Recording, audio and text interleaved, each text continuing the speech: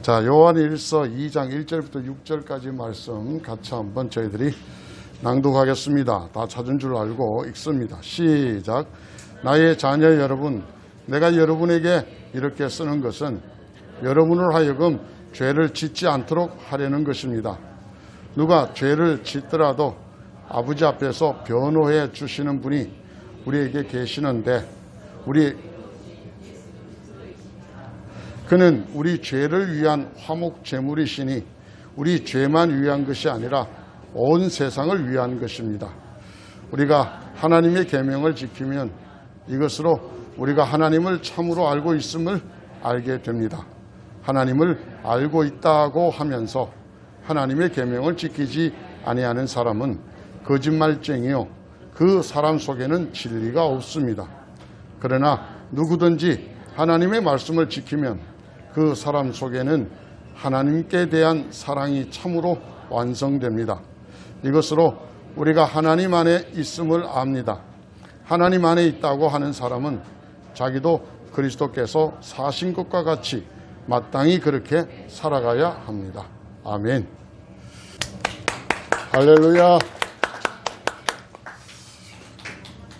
반갑습니다. 이렇게 함께 예배 드릴 수 있다는 것이 얼마나 우리에게 큰 기쁨인지 모릅니다. 지금 7,000명씩이 나옵니다. 코로나19가 뒤에 그 마이크 저기 난로 좀 꺼주세요.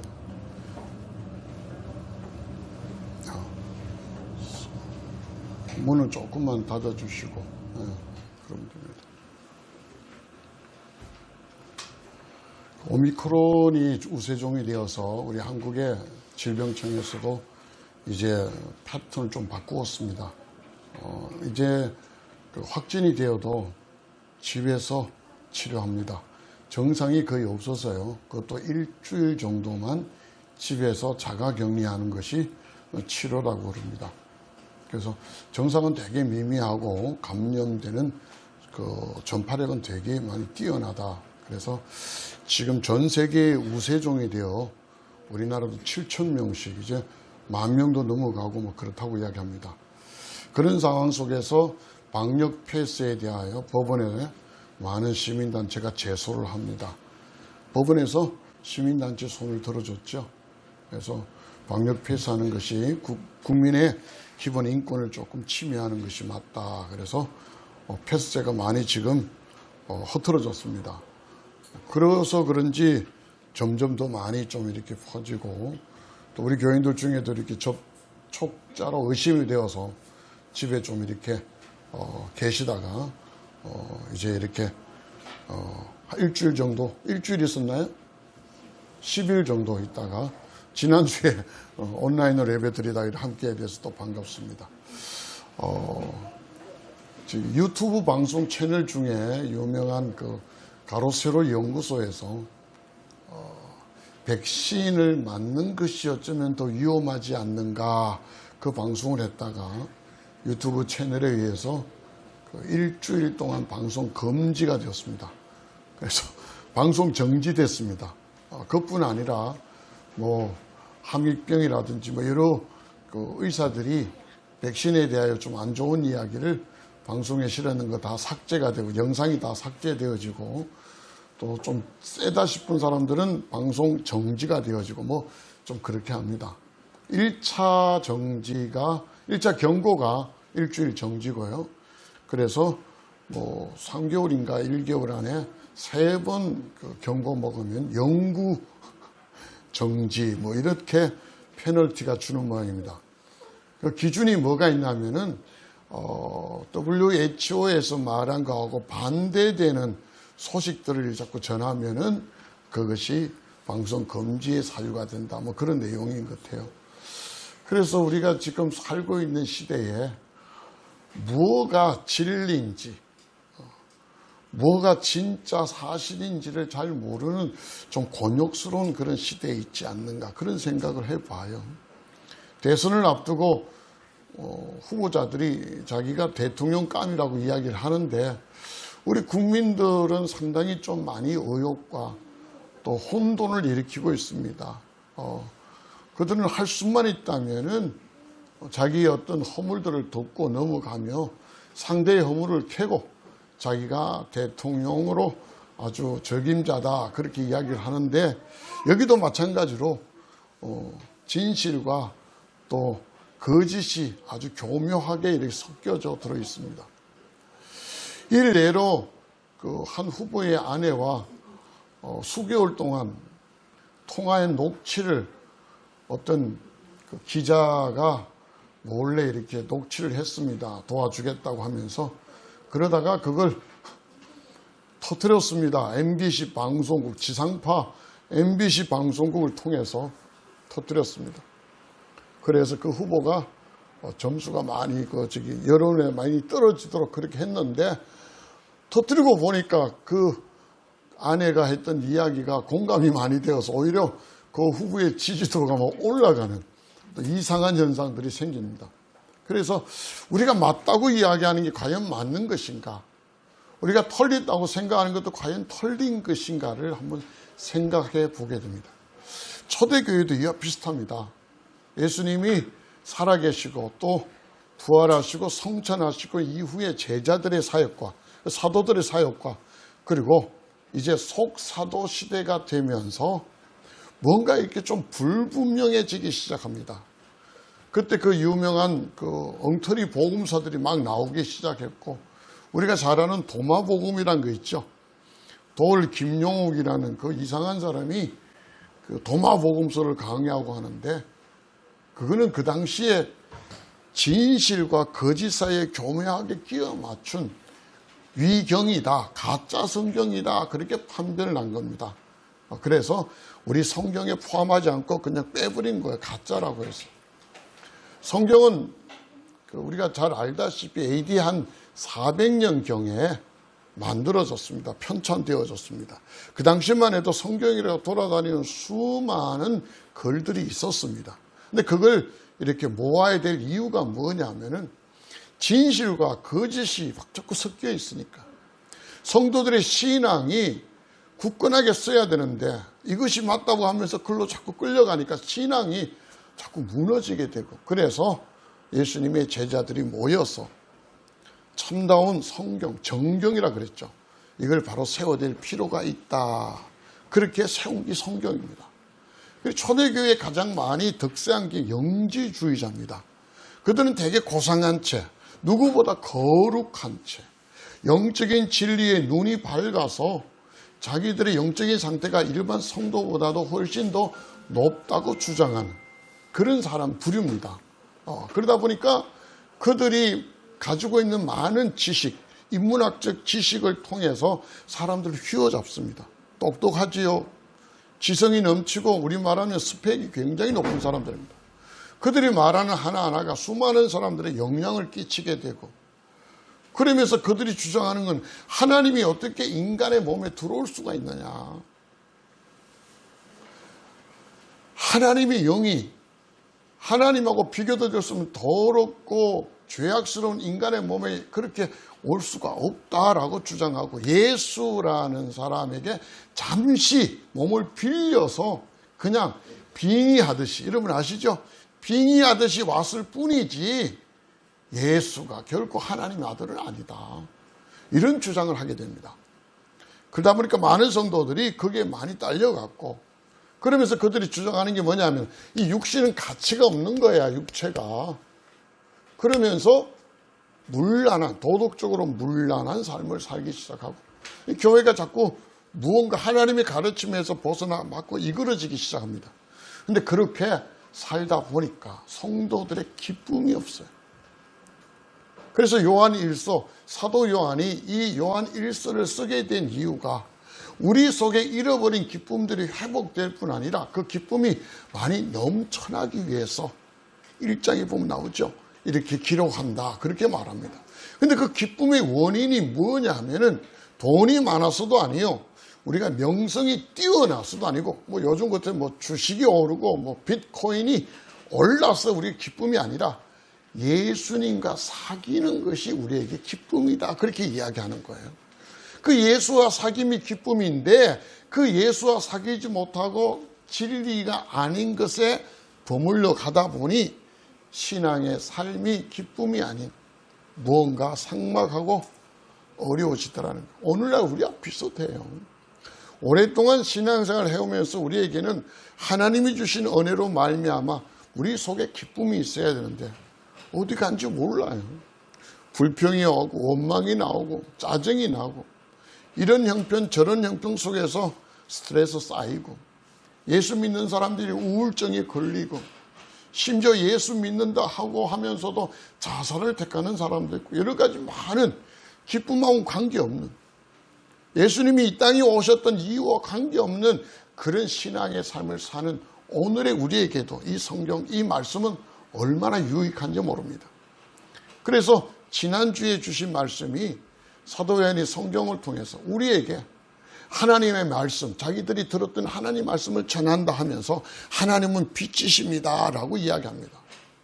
그런데 그 빛 가운데 살아가야 될 크리스찬들이 빛 가운데 살지 못하고 어두움 속에 그대로 사는 사람이 있다는 거예요. 나는 하나님을 믿습니다. 그러면서도 그대로 어둠 속에 살아가는 사람, 그거 뭐냐고 한 것이 지난주의 메시지였어요. 교회에 어둠의 세력이 있고 빛의 세력이 있다. 그 어둠의 가장 핵심적인 뭐냐? 죄라는 겁니다. 죄가 없다는 거죠. 그럼 이 사람은 어둠 속에 살아가는 것이고 죄가 그 속에 많이 쌓여 있는 것이다. 자기만 거짓말쟁이가 아니라 하나님까지도 거짓말쟁이로 만드는 사람이다. 이런 사람들은 교회를 다니고 성경을 읽고 기도를 하도 하나님과는 아무 관계가 없다. 그 내용이에요. 그럼 빛 가운데 살아가는 사람은 어떤 사람인가? 이 사람들은 자기가 죄 있다고 고백하고 그 죄를 자백하며 하나님의 은혜로 예수 그리스도의 피로 깨끗함을 받는 사람이다. 그런 사람들이 하나님을 믿는 사람이고 그런 사람들이 하나님과 사귐이 있는 사람이다. 여기까지가 지난주까지 우리가 살펴봤던 요한일서 1장의 내용입니다. 자, 2장의 내용이 들어오면은 그 죄에 대한 핵심을 이야기합니다. 이 죄가 어둠 속에 살아가는 아주 그 뿌리인데 그 죄를 어떻게 다룰 것인가. 그 죄가 있으면 하나님께 용서 구하면 용서된다. 사함을 받고 깨끗하게 된다는 게 1장이라면 그럼 2장에 들어왔으면 그럼 죄 문제를 우리가 어떻게 할 것인가. 1절에 뭐라고? 죄를 짓지 말라고 이야기합니다. 죄를 짓지 마십시오. 저는 오늘 그 설교의 제목을 많이 고민하다가 마땅히 그렇게 살아가야 합니다라는 좀 긴 제목을 달았습니다. 우리 그리스도인이 어떻게 살아가야 되는가? 우리가 예배를 드리잖아요. 우리가 헌금도 드리고 찬송도 하고 또 우리가 기도도 하고 신앙의 여러 가지 삶의 모양들이 있습니다. 근데 이 모든 예배고 찬송, 기도고 이것이 그 자체가 목적이 아니에요. 우리는 좀 잃어버린 것 중에 하나가 예배를 그냥 드리면 그냥 끝나는 거예요. 근데 예배 자체가 목적이 아니에요. 예배 가운데 함께 하신 하나님과 사귀는 거예요. 펠로우십이라고 그러죠, 영어로요. 하나님과 교제하고 하나님을 내가 느끼고 인식하고 그 하나님을 여러분의 마음과 인식 속에서 경험해 나가는 것. 그게 신앙의 핵심이에요. 성경을 많이 알고 많이 읽었어요. 그래서 지식적으로 되게 많이 알아요. 근데 그게 핵심이 아니에요. 그 성경을 통해서 내가 하나님을 얼마나 느끼고 그 느낀 하나님은 내 일상의 삶 속에서 얼마나 반영해 나가는 것인가, 적용해 나가시는가. 그게 신앙의 핵심이에요. 근데 이건 다 빼먹고 엉뚱하게. 제가 요즘 먹는 음식 중에 번데기를 요즘 좀 먹습니다. 냉동 번데기를 사서 아침에 아침 식사 대용으로 한 100g 정도씩 이렇게 해서 먹습니다. 단백질이 제 몸에 되게 좀 많이 쌓였습니다. 맨날 고기만 먹을 수 없으니까. 그래서 이렇게 인바디로 측정해 보면 다른 건 조금 다 처지는데 단백질은 되게 몸에 좀 많습니다. 그런데요, 이 냉동 번데기니까 좀 씻어야 되잖아요. 그래서 씻고 이러다가 어느 날은 좀 따뜻한 물에 씻고 뭐 좀 한다고 해서 좀 담궈 놨습니다. 그러고 나서 씻어서 먹었는데 번데기 맛이 되게 없어요. 따뜻한 물에 담겨서 그 번데기에 액기스가 씻으면서 다 빠진 것 같아요. 근데 얼마나 심심하고 밍밍한지 참 맛이 없더라. 그래서 요즘에는 찬물에 그냥 2번 이렇게 씻고 불순물만 제거하고 그렇게 하니까 맛이 나더라고요.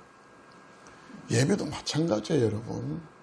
어쩌면 알맹이 다 빠진 예배, 밍밍한 예배, 정말 맛도 없는 예배를 드린다면은 이거 다시 한번 생각해 봐야 돼요. 예배가 목적이 아니에요. 예배 안에 임재하시는, 그리고 예배자인 여러분을 성경에서 약속하셨잖아요. 만나러 오시고 찾으러 오시는 그 하나님을 여러분이 만나는 것이 예배의 핵심이에요. 근데 그걸 놓쳐버리면은, 그리고 난 예배 드렸다, 오늘 성경에 말한 대로 그 거짓말쟁입니다. 그런 식으로 신앙이 홀로 가니까 우리의 삶 속에서 하나님 원하는 우리의 신앙의 삶이 펼쳐지질 않는 거예요. 자, 죄를 짓지 말자 그랬습니다. 죄를 짓지 않도록 하기 위해서 내가 이 글을 쓴다. 다시 한번 2장에서 이야기합니다. 그런데 기쁨하고 반대가 죄 짓는 거예요. 죄를 지으면 기쁨은 사라져요. 죄를 짓지 말아야 돼요. 그런데 만약에 또 하나님이 우리에게 보증을 했어요. 죄를 지어도 용서받을 수 있는 길이 있어. 그렇다고 해서 우리가 죄를 막 짓는 건 아니에요. 죄를 짓지 않도록 해야 된다. 그게 1절의 내용이에요. 그 죄를 지어도 용서받을 수 있는 것이 예수 그리스도고, 그분이 우리를 위하여 대신해서 화목제물로 드려진 거다. 그래서 이제 예수 그리스도의 이름으로 내가 죄에 대한 용서를 받을 수 있다는 게 2절의 메시지 아닙니까? 자, 그러면서 3절에 들어와서 죄 이야기하다가 3절에 들어와서 완전히 하나님의 계명이라는 단어가 딱 나옵니다. 자, 한번 성경 보시기 바랍니다. 3절에 우리가 하나님의 계명을 지키면, 4절에 보십시오. 하나님의 계명을 지키지 아니하는 사람은, 5절에 보십시오. 누구든지 하나님의 말씀을 지키면, 3절, 4절, 5절 계속해서 하나님 계명, 하나님의 말씀, 이걸 지킨 것, 지키지 아니하는 사람, 이렇게 내용이 계속 반복되어집니다. 왜 이야기가 이렇게 나올까요? 죄를 짓지 말자라는 그 타이틀이 우리의 신앙에서 가장 이 리밋, 제일 밑에 겁니다. 죄를 짓지 말자. 이거는 수동적이고 소극적인 내용이에요. 죄를 짓지 말자 이렇게 살아가는 삶이 그리스도인의 삶이 아닙니다. 그럼 반대로 그리스도인의 능동적이고 좀 더 적극적인 삶이 뭐냐면은 죄를 짓지 않는 삶이 아니라 하나님 말씀대로 살아가는 삶. 성경은 이렇게 우리에게 화제를 확 바꿉니다. 전환을 합니다. 우리가 삶의 목적이 죄를 짓지 않는 삶이 아니라는 이야기예요. 자, 보세요. 유교, 불교. 자, 우리가 아는 어떤 나름대로 대중에게 영향을 끼친 종교에 죄를 지으라는 종교는 없습니다. 물론 악한 어떤 사이비들은 있을 수 있겠지만, 그래도 대중들에게 어필하는 선하다는 종교는 죄를 짓지 말라 그러지, 죄를 지으라는 종교는 없습니다. 우리 기독교 마찬가지입니다. 죄를 짓지 말라 그러죠. 근데 기독교는 죄를 짓지 말라니 끝나는 게 아니에요. 죄를 짓지 말라는 것이 아니라 하나님 말씀대로 살아가라는 삶이 이렇게 바뀌는 겁니다. 과거는 죄에 대해 무감각했습니다. 남이 그러니 나도 그러고. 근데 이제는 아니라는 거예요. 죄하고는 이제 결별을 하고 분리를 해라. 근데 죄를 짓지 않는 최고의 방법이 뭐냐? 성경 우리에게 말합니다. 하나님 말씀대로 살아가는 거다. 죄를 짓는가 안 짓는가 그거 막 덜덜덜 떠는 게 아니라 하나님 말씀에 붙잡혀 살아가면은 죄하고는 완전히 상관없는 삶이 된다. 그걸 이야기하는 거예요. 자, 여기 보면요. 오늘 성경에 하나님 말씀을 따라 살아라 이런 표현이 아니라 3절에 보면은 하나님의 계명을 지키면이라는 단어를 씁니다. 지키면. 지키면. 이 지킨다는 단어가 영어로는 keep이라는 단어를 씁니다. keep. keep 아시죠? 골키퍼가 뭐예요? 골키퍼. 골을 막는 사람이죠. 골키퍼. 자기가 그 골문을 지키는 사람. 지킨다는 게 keep입니다. keep. 물론 다른 성경에는 뭐 오베이라든지 복종한다 뭐 이런 단어들 쓰지만 대개 영어 성경은 다 keep이라는 단어를 씁니다. 그런데 왜 이걸 지킨다고 표현했을까? 제가 많이 생각을 해봤습니다. 말씀을 지킨다. 그걸 왜 keep이라는 단어를 썼을까? 고민해 보니까 우리 과거에 뭐 이렇게 그 운동회 때 뭐 깃발 이렇게 빼앗기 이런 이야기 했잖아요. 그런 어떤 그런 레크레이션도 많이 한 기억이 납니다. 내가 깃발을 들고 있어야 돼. 빼앗기면 안 돼. 이걸 지켜야 우리 편이 승리하는 거예요. 어디에 했어요? 그 운동장에서, 그 전장에서. 하나님 말씀을 저와 여러분의 삶 속에서 붙들고 있으라는 이야기입니다. 이 말씀이 무너지고 헝그러지고 사라지면 우리의 삶이 아니다라는 걸 성경 우리에게 한번 일깨워주는 게 아닐까요? 그냥 말씀대로 사십시오라면 우리가 이해하기 쉽습니다만 왜 keep이라는 단어를 썼을까? 이 말씀을 지킨다는 표현을 썼습니다. 그리고 저와 여러분이 우리의 삶 속에서 살아가는 삶의 모습들이 마땅히 살아가야 될 모습이 어떤 거냐? 여러분의 삶 속에서, 여러분의 가정에서, 여러분의 직장에서, 또 우리들의 모임 속에서 하나님 말씀의 깃발들을 세우고 가야 되는 거예요. 그게 무너뜨릴 수 있는 수많은 환경과 상황과 요인들, 원인들이 있음에도 불구하고 그걸 우리가 막으면서 그 깃발을 지켜나가는, 말씀의 그 권세와 능력들을 지켜나가는 삶이야말로 죄하고 거림은 마땅히 살아갈 그리스도의 삶이 아닌가. 그걸 3절, 4절, 5절에서 쭉 이야기하고 있습니다. 하나님 말씀을 지킨다는 것, 이 말의 다른 의미가 또 뭐냐? 오늘 성경 한번 보십시다. 3절에 보면 이렇게 나옵니다. 하나님의 계명을 지키면 이것으로 우리가 하나님을 참으로 알고 있음을 알게 됩니다. 하나님을 안다. 하나님을 안다. 하나님을 안다라는 사람들 되게 많아요. 예수님을 안다. 예수님을 안다는 사람 되게 많아요. 그런데 어떤 사람이 예수님을 알고 어떤 사람이 하나님을 아는 사람이냐? 진짜로 하나님을 아는 사람은 하나님 말씀, 그 계명을 지켜나가는 사람이다. 성경 3절은 그렇게 말해요. 교회 다니는 사람이 하나님 말씀을 아는 게 아니고, 예배를 드리는 사람이 참으로 하나님을 아는 게 아니고, 하나님 말씀대로 살아가는 사람이 하나님을 아는 사람이다. 그것도 진짜로 아는 사람이다. 이렇게 3절에 우리에게 이야기를 해요. 이 안다는 단어가요, 그냥 아는 거 아니에요. 예를 들어서 제가 방송을 이렇게 설교를 하고 나면은 설교를 편집을 합니다. 편집을 하다가 이렇게 유튜브에 올려서 이렇게 보이는데, 지난 한 9월 달부터 심해서 우리가 온라인 예배 드릴 때부터 했었습니다. 그전에는 뭐 필요성이 없었고 하다 보니까 그러면서 제가 편집하는데 좀 많이 스트레스를 받았어요. 잘 되면 되는데 어떨 때는 에러가 나서 다시 새로 시작하고, 또 그냥 이렇게 뭐 잘라서 합치고 편집하는 것뿐 아니라 뭐 글도 좀 넣고 하다 보니까 주일 이렇게 예배 마치고 식사하고 이렇게 들어가면은 저녁 늦게까지 그거 붙들고 있으니까 나중에 스트레스가 되게 심해요. 그래서 막 팽개친 것이 한 달치 됩니다. 그래서 요즘은 올리는 게 한 달치 좀 뒤에 게 좀 올라갑니다. 그래도 안 되지. 올리면서 제가 늘 생각해요. 이거 갖고 내가 설교를 잘하는 목사라고 자랑스러워하는 것도 아니고, 구독자 많이 모아서 무슨 유튜브로부터 뭐 이렇게 수익을 얻고자 하는 목적도 아니고, 이런 말씀을 올리면서 여러분이 혹시 기억이 나고 또 잊어버리면 다시 한번 돌려보게 해서 그 말씀을 복습하라는 의미입니다. 근데 올릴 때는 지금 이런 설교보다도 자료들을 훨씬 많이 첨가해서 올립니다. 또 설교 중에도 보면 제가 이야기하다 보면은 무슨 역사적인 연대라든지 뭐 이런 것들이 좀 털릴 때가 있더라고요. 근데 자막에 넣어서 요건 실수했다 바로 잡고 뭐 그런 의미로 올립니다. 그래서 여러분이 최고의 교육이 뭐냐면 복습이에요. 내가 지난번 것들을 잊어버리면 그 다음 것들이 나아갈 수가 없어요.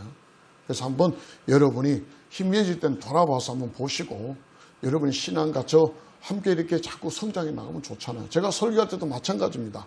지난주 설교를 다시 한번 돌아보고 또 지지난주 설교를 돌아보고, 그런 바탕에서 강의가 계속 나가는 겁니다. 그냥 무슨 뭐 칼치 토막 내듯이 토막 내는 게 아니라 전체적으로 쫙 연결을 갑니다. 복습, 저도 복습을 하고 또 이제 말씀을 준비하고 또 다음 주 말씀 들어가기 전에 또 이거 복습하고 또 들어갑니다. 그런 의미로 유튜브를 하니까 여러분이 잘 좀 많이 들으시고. 자, 그런데 보십시오. 그리스도인들, 유튜브를 이제 서울에 있는 어떤 분이 들었어. 뭐 구독자가 많지는 않아요. 그런데 한 번씩 뭐 잘 듣고 있습니다, 뭐 은혜 받았습니다 이렇게 문자 오면은 되게 기분은 좋아요. 그런데 나를 잘 모르는 분이 서울에서 그걸 받고 은혜 받았다고, 아, 대구에 있는 그 대구 침례교회 홍상갈 목사님 자기가 안다, 이런 때 아는 거 하고 여러분이 저를 안다 하고 그 안다는 의미가 되게 다르잖아요. 무게가 달라요. 그분들은 그냥 아는 거예요. 그냥 아는 거.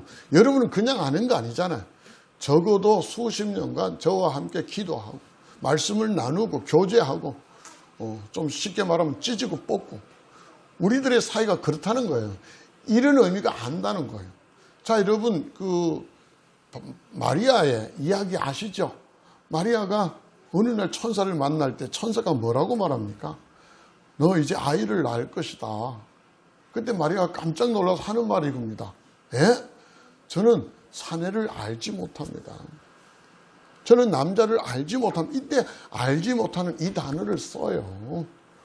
왜 남자를 모를까요? 그 의미에 다르죠.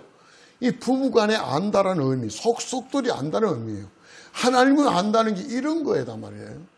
예배 좀 드리고 나 하나님 안다, 그거 아니에요. 도울 같은 양반들이 성경을 강의하면서 하나님을 되게 아는 것 같은데 아니에요. 그 하나님 아는 사람 아니에요. 어떤 후보가 자기도 교회 다닌다는데 그 교회에서 10년 전에 제명됐다는데도 인터뷰하니까 아, 자기는 예수에 대해 잘 안돼요. 그 예수님에 대해서 한마디로 이야기해봐라. 예수님이 어떤 분인가 하니까 예수님은 혁명가다. 가난하고 소외받는 사람들을 위하여 세상을 뒤집은 혁명가다. 그 예수님이 아는 거예요. 아는 거 아니에요. 그런데 그들은 안다고 이야기해요. 근데 오늘 성경이 뭐래요? 참으로 아는 사람은 어떤 사람입니까? 하나님 말씀, 계명을 지켜나가는 사람이다. 이게 우리에게 주신 메시지예요. 자, 4절에 한번 봅시다. 그런데 하나님을 알고 있다고 말하면서 하나님 말씀대로 안 사는 사람들이 있다는 거예요. 이런 사람들의 4절은 뭐래요? 거짓말장이고 그 속에 진리가 없다는 거예요. 이들은 입으로 신앙생활합니다. 말로만 신앙생활합니다. 스펙과 그리고 겉에 보이는 것으로 신앙생활합니다. 아주 거룩한 체험. 그런데 그 속에 진리는 없다, 그렇게 말합니다. 요즘 한간에 우리 교계에 지금 좀 이슈가 되는 것이 전라도 쪽에 있는 아주 대형 교회입니다. 엄청 큰 교회인데 수천 명이 모이는 교회인데 그 목사님이 합동총회 총회장도 했고 지금 한기총 회장도 하고 있는데 설교 시간에 유행가를 7곡이나 불렀답니다. 그 교회에 장로 중에 남진이라는 분이 장로가 있고 태진아도 그 교회 교인이라고 하더라고요. 제가 그 영상을 봤습니다. 남진이 씩 웃고 있습니다. 그 앞에서 설교 중에 그 설교 내용이 그래요. 뭐 이렇게 마지막 때가 되었다, 뭐 그런 내용들을 해서 예수 잘 믿으라면 그런 내용인데 그걸 그 살아왔던 그 봄, 여름, 가을, 겨울 그치 어릴 때 청년 때 이렇게 하면서 뭐 이선희의 뭐 청춘 뭐 이런 노래도 부르고 뭐 모닥불 피고 앉아서 뭐 옛날 박인희 노래인가 그런 노래도 부르고 뭐 자기가 작곡했다 하고 부르고 하여튼 7곡이나 유행가를 사이사이에 이렇게 불렀어. 물론 설교를 위해서 본인이 필요하다고 생각해서 했지만 교계에 많은 분들이 저건 아니다라고 많이 이야기를 하는 거예요. 특히 강대상에서 그래도 다르게 또 할 수 있는데 그냥 가사만 좀 읽어줘도 될 건데 거기에 막 이렇게 막 몸부림쳐가면서 어떻게 열정적으로 유행가를 부르냐. 근데 껍데기만 보면 또 그렇겠죠. 그 속을 보면 좀 다르게 생각할 수 있지만 자, 한번 생각해 보십시오. 그 속에 아무것도 없는 사람들이 입으로만 말로만 예수 잘 믿는 사람들이 그 당시 초대교회는 엄청 많았다는 거예요.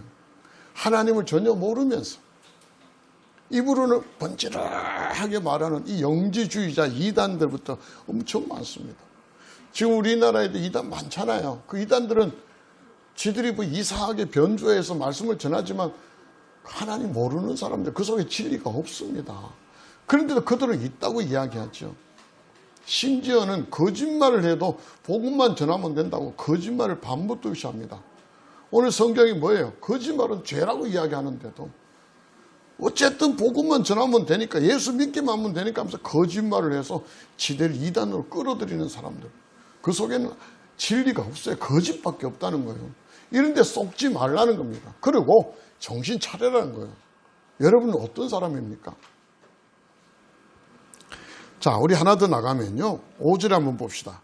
누구든지 하나님의 말씀을 지키면 했습니다. 지키면 그 사람 속에는 하나님께 대한 사랑이 참으로 완성됩니다. 요 구절이, 이 5절의 메시지가 조금 성경의 번역본에 따라서 좀 많이 뉘앙스가 달라요. 그런데 어째 가다 보면 또 그 결말은 또 비슷한 것 같아요.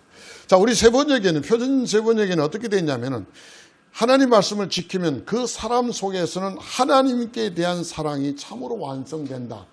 이 주어가 지금 빠졌습니다만은 우리 신자가, 그리스도인이 하나님께 대한 사랑이 완성된다. 이렇게 우리가 지금 이해가 되잖아요. 그죠? 자, 우리 한번 보여주십시오. 번역본을 제가 조금 이렇게 준비를 한번 해봤습니다. 번역본에 보면은, 자, 한번 보세요. 세 번역에는 그 사람 속에서는 하나님께 대한 사랑이 참으로 완성된다 하고 공동 번역이 있습니다. 이 천주교하고 우리가 같이 했던 그 성경 공동 번역 성서에서는 그 사람은 진실로 하나님을 완전히 사랑하고 있는 것입니다. 요 두 개만 요런 번역을 했어요. 나머지 바른 성경, 쉬운 성경, 우리말 성경, 현대인 성경, 한글 킹 제임스 개역 한글 모두 다 어떻게 표현했냐면요, 이래 됐습니다. 하나님의 사랑이 참으로 그 속에서 완전하게 되었습니다. 하나님의 사랑이 그 사람 속에서, 우리 신자인 우리들 속에서 완전하게 되었습니다. 이런 표현을 썼어요. 저는 이렇게 번역본을 보면서 어느 것이 더 맞을까 싶을 때 우리 번역보다는 개역 성경의 번역이 훨씬 맞을 것 같아요. 자, 보세요. 하나님이 우리에게 사랑을 먼저 베풀어 주셨잖아요. 그죠? 우리가 그 사랑을 받았어요. 사랑 받았죠? 아멘? 예, 사랑을 받았습니다. 그런데 그 사랑이 온전하게 받았나 안 받았나, 그 정명이랄까요? 그 열매가 뭐냐 하니까 내가 말씀대로 살아가는 거예요. 내가 하나님 말씀대로 살아가는 거 볼 때, 아, 이 사람은 하나님 사랑이 완전하게 그 속에서 이루어졌구나, 이거예요. 그냥 하나님의 사랑이 내가 받았는데 다 흘러버리고 조금밖에 없어. 그냥 하나님의 사랑을 걸치기로 그냥 맛만 보고 있어. 그런 사람들의 특징이 뭐냐? 말씀대로 살아가지 않는다. 이렇게 해석이 될 수가 있어요. 그러니까 하나님의 사랑이 우리 안에서 완전히 이루어지니까 우리 또한 하나님을 사랑할까요? 사랑 안 할까요? 그래서 우리도 하나님께 사랑을 완전히 이룬다. 이런 의미가 세 번역의 모습이 아닌가, 저는 그렇게 한번 생각을 해봤습니다. 일단 5절에 있는 말씀을 우리가 해석을 그렇게 합니다. 자, 하나님 말씀대로 살아간다는 것은 하나님이 우리 속에 주셨던 그 사랑이 완전히 이루었다라는 것이 결과물, 정명이 되는 거다. 그게 5절에 우리에게 주시는 메시지입니다. 자, 그렇다면은, 그러면서 5절에 하나 더 이야기합니다. 이것으로 우리가 하나님 안에 있음을 압니다. 성경에요, 하나님 안에 있다는 이야기 되게 많이 나와요. 너희들이 내 안에 있으면, 너희들이 내 말 안에 있으면 무엇이든지 구하라. 그러면 이루어질 것이요. 하나님 우리에게 주시는 메시지 중에 내 안에 거하라, 이런 메시지 되게 많습니다. 우리는 그 말에 대하여 상당히 개념들이 여러 가지 나와 있는데 오늘 성경이 분명히 이야기합니다. 하나님 안에 있다라는, 그리스도인이 하나님 안에 있다라는 말은 그 그리스도인이 하나님 말씀대로 살아간다는 의미다. 이것이 오늘 5절에 있는 메시지예요. 저는 오늘 이 말씀을 보면서 정말 하나하나 우리가 조금 이 말씀 속에 들어가서 실험을 하든지 그 말씀을 제대로 좀 TV 광고 나죠? 뭐 물고 뜯고 씻고 이런 것들이 정말 필요하지 않을까.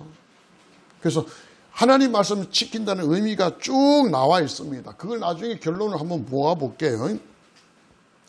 자, 6절에 보니까 하나님 안에 있다고 하는 사람은, 이 말은 하나님 말씀을 지키는 사람은 똑같은 이야기입니다. 그죠? 그 다음에 하나님의 사랑이 우리 안에 완전히 이룬 사람은 똑같은 이야기입니다. 이 하나님의 말씀을 지키는 사람은 어떻게 살아가냐? 그리스도가 살아가는 그 6절에 나오죠? 그것과 같이, 사신 것과 같이, 그 방식, 그 삶의 원리들, 그 사신 것과 같이 마땅히 그렇게 살아가야 합니다. 이것이 오늘의 결론의 메시지잖아요. 자, 한번 말씀을 정리해 보십시다. 자, 오늘은 하나님 말씀대로 마땅히 살아가는 것이 그리스도인이 살아가는, 마땅히 살아가야 되는, 그렇게 살아가야 되는 그 모델이 뭐냐? 그리스도다. 그리스도의 모델인데 그 모델은 어떤 원리로 있냐? 말씀을 지키는 삶이다. 이래 나오는 거예요. 그럼 말씀을 지키는 삶은 오늘 우리에게 주신 텍스트 본문에서는 말씀을 지키는 삶에 대하여 어떻게 설명하냐면, 말씀을 지키면 죄를 짓지 않는다는 이야기예요. 그 우울증이 걸린 사람이 현대인 되게 많잖아요. 그래서 병원에 가서 약을 먹고 뭐 나으려고 애를 쓰는데, 제가 볼 때는 그렇게 해서 낫기 참 물론 나을 수도 있는데 어렵다고 생각해요. 그 우울이란 투두리를 내가 벗어나지 않으면 그 속에 갇혀서는 안 돼요. 약을 먹으니까 잠이 오고 뇌가 이렇게 활동을 잘 못하고 우울증을 못 느끼게 하는 약이잖아요. 고치는 약이 아니라.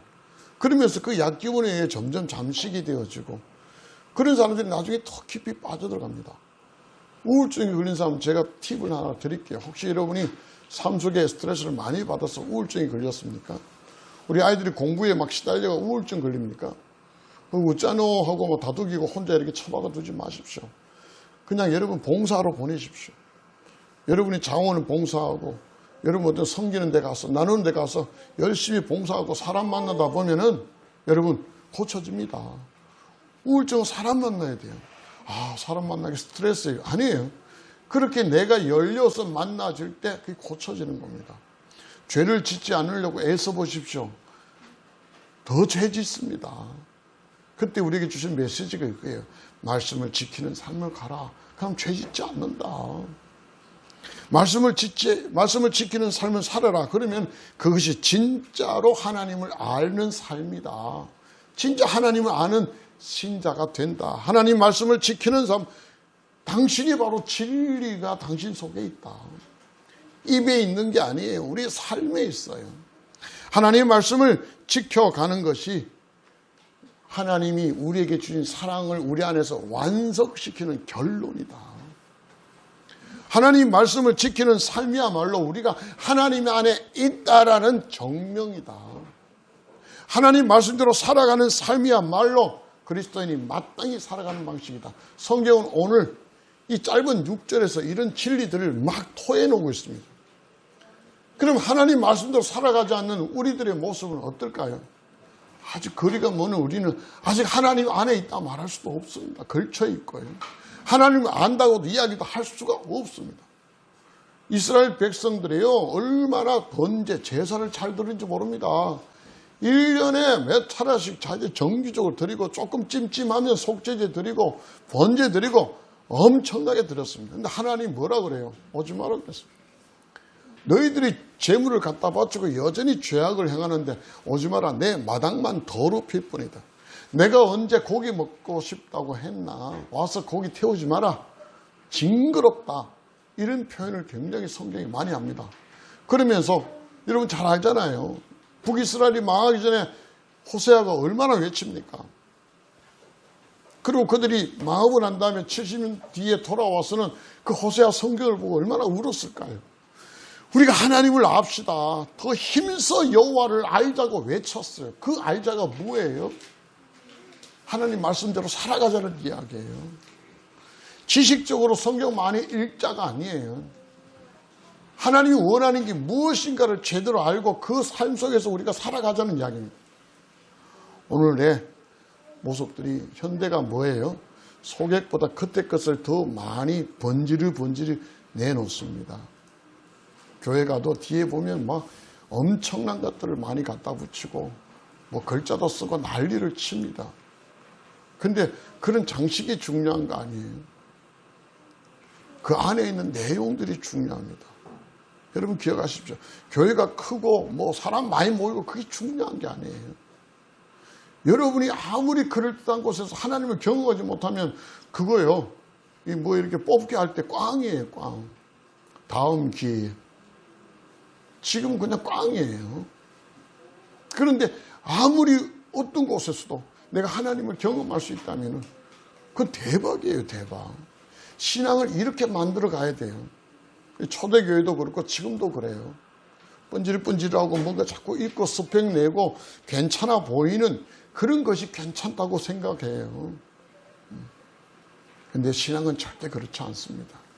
하나님 말씀이 여러분 입에만 머물러서 되는 게 아니에요.